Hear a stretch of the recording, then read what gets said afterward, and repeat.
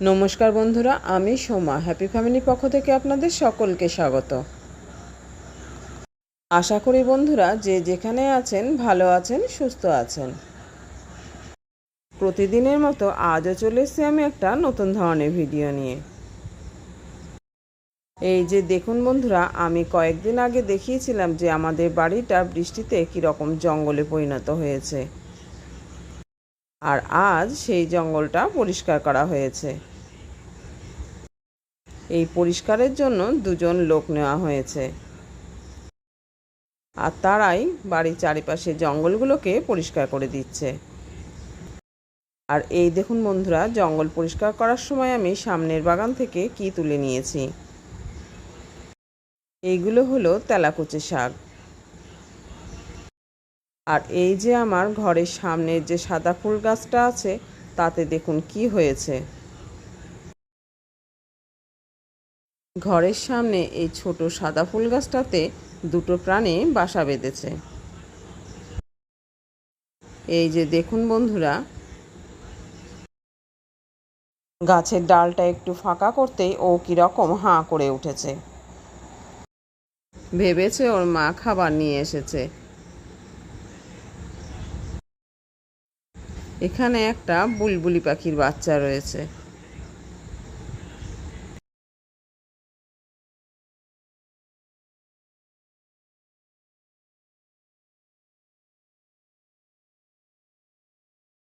আর দেখুন আর একটা প্রাণীরও বাসা রয়েছে, সেটা আরও সাংঘাতিক।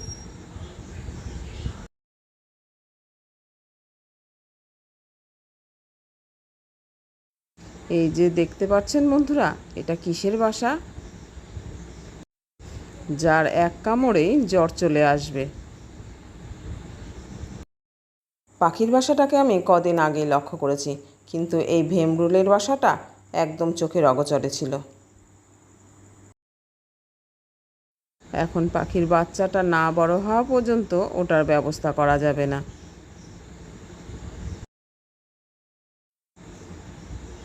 খুবই ছোট রয়েছে এখনো এটা।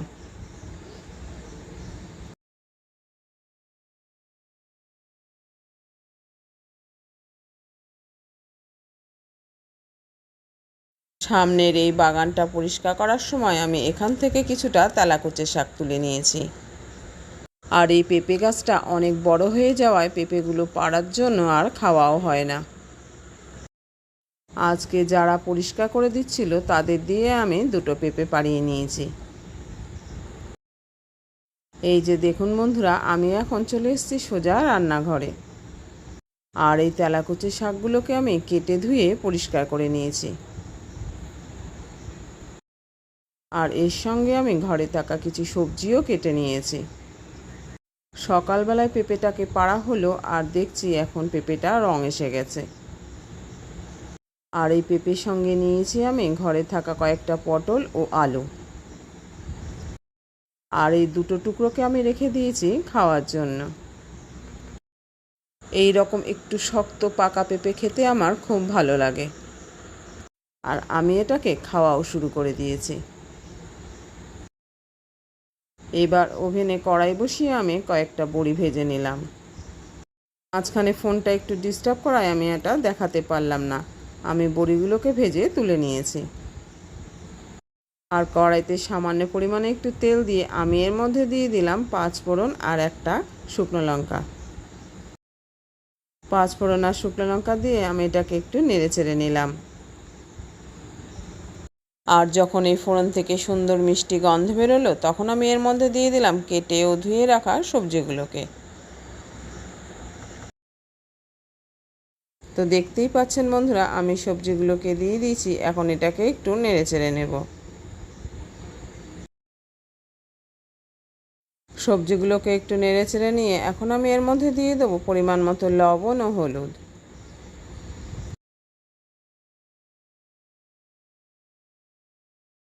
এই যে বন্ধুরা, এখন আমি পরিমাণ মতো লবণ ও হলুদ দিয়ে দিলাম।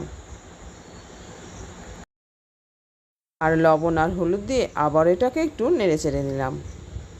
আর বন্ধুরা, রেসিপিটা তো আমি শুরু করে দিয়েছি, কিন্তু বলতেই ভুলে গেছি আপনাদের যে ভিডিওটি কিন্তু অবশ্যই একটা লাইক দিয়ে ফুল ওয়াচ করবেন। আর আমার এই চ্যানেলে নতুন কোনো বন্ধু এসে থাকলে অবশ্যই চ্যানেলটিকে সাবস্ক্রাইব করে আমার পাশে থাকবেন। এখন এই সবজিগুলোকে হালকা করে একটু ভেজে নিতে হবে, তাই গ্যাসের ফ্লেমটাকে আমি মিডিয়াম টু লোতে রেখে একটা ঢাকা চাপা দিয়ে দিলাম। আর ফিরে এলাম 5-7 মিনিট পর। মাঝখানে কিন্তু আমি একবার এটাকে ঢাকা খুলে একটু নেড়ে চেড়ে নিয়েছিলাম। 10 মিনিট পর আবার এটা ঢাকা খুলে আবার এটাকে একটু নেড়ে চেড়ে দিলাম। এখন এর মধ্যে দিয়ে দিলাম এক টুকরো গ্রেট করা আদা, আর সঙ্গে দিলাম 3-4টে চেরা কাঁচা লঙ্কা। বন্ধুরা, এই রেসিপিটা যদি আগে কখনো কেউ না খেয়ে থাকেন তাহলে আমার অনুরোধ রইল এই গরমে একবার ঠিক এইভাবে এই শাকটা রান্না করে খেয়ে দেখুন। আর এই শাকের পাতলা ঝোল কিন্তু খুবই টেস্টি, আর এই গরমে এটা পেট ঠান্ডা রাখতে অনেকটাই সাহায্য করে। শাকটা কিন্তু ঔষধি গুণে ভরা। এবার আমি এর মধ্যে দিয়ে দিলাম এই ছোট চামচের 1 চামচ জিরের গুঁড়ো ও 1 চামচ ধনের গুঁড়ো। খুব সামান্য পরিমাণে জল দিয়ে এটাকে একটু নেড়েচেড়ে নিলাম। এখন সবজিগুলোর সাথে মশলাটা খুব ভালোভাবে কষিয়ে নিতে হবে। সবজিগুলোর সাথে মশলাটা এখন খুব ভালো করে কষানো হয়ে গেছে। এবার আমি এর মধ্যে দিয়ে দেব পরিমাণ মতো উষ্ণ গরম জল। আমি কিন্তু আমার রান্নায় সবসময় উষ্ণ গরম জলে ব্যবহার করে থাকি। আর এই গরম জলের জন্য কিন্তু বন্ধুরা রান্নাগুলো অনেকটাই সুস্বাদু হয় খেতে। তো আমি এখানে পরিমাণ মতো উষ্ণ গরম জল দিয়ে দিলাম। এখন আমি দিয়ে দেবো এবার কেটে ও ধুয়ে রাখা শাকগুলোকে। এই যে বন্ধুরা, কেটে ধুয়ে রাখা শাকগুলোকে এখন আমি এর মধ্যে দিয়ে দিলাম।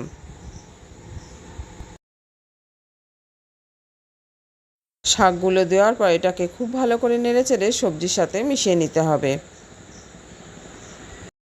বন্ধুরা, আমার রান্নার এই পর্যায়ে এসে আবারও সবাইকে একটু মনে করিয়ে দিচ্ছি যে যারা যারা শুরুতে একটা লাইক দিতে ভুলে গেছেন অবশ্যই প্লিজ বন্ধুরা মনে করে একটা লাইক দিয়ে দেবেন।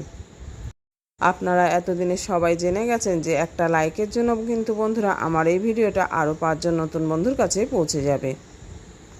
আর সেই কারণেই কিন্তু বন্ধুরা অবশ্যই মনে করে একটা লাইক দিতে ভুলবেন না। তো এই দেখুন বন্ধুরা, শুরুতে আমি যে কটা বড়ি ভেজে নিয়েছিলাম সেগুলোকে এখন নিলাম এই ছোট হামালদিস্তার মধ্যে। ফোনটা তখন একটু ডিস্টার্ব করায় আমি এই ভিডিওটা দেখাতে পারলাম না। এখন আমি এই ভেজে রাখা বড়িগুলোকে একটু আধভাঙা করে নিলাম। আর ঠিক 10 থেকে 12 মিনিট পর আমি কড়াইয়ের ঢাকাটাকে খুলে নিলাম। শাক সহ সবজিগুলো কিন্তু এখন খুব ভালো করে গলে গেছে।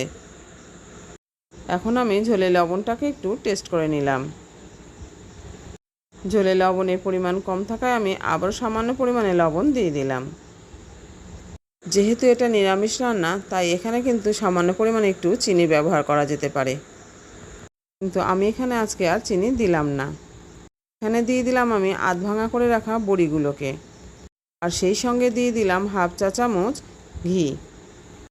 আর ঘিয়ের সঙ্গে আজকে আমি আর গরম মশলা দেব না। এখানে আমি কিছুটা 5 ফোড়ন শুকনো কলায় ভেজে গুঁড়ো করে নিয়েছি।